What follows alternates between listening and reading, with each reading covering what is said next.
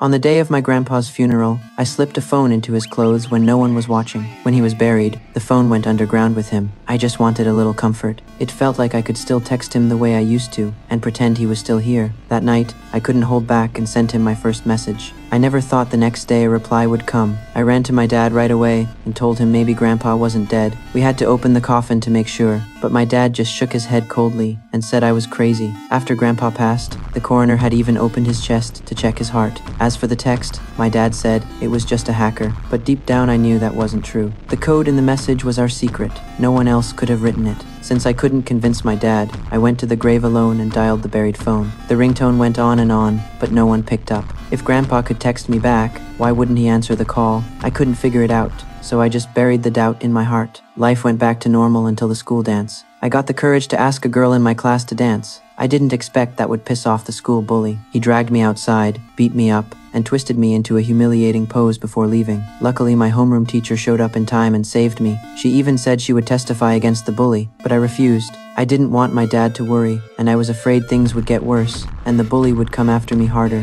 When I got home, I poured everything out to Grandpa through the phone underground. I just needed a way to vent. I never thought about revenge. But the next morning, news came that the bully was dead. I rushed to the scene and saw his body on the ground twisted in the same pose he forced me into the night before. Everyone said it was an accident, but I knew the truth. That night, I called the buried phone again. My voice was shaking as I said I never wanted him to die. If this had anything to do with you, then knock 3 times on the wall. I held my breath and waited. The room stayed silent. Then suddenly, the phone rang. The caller ID showed it was Grandpa.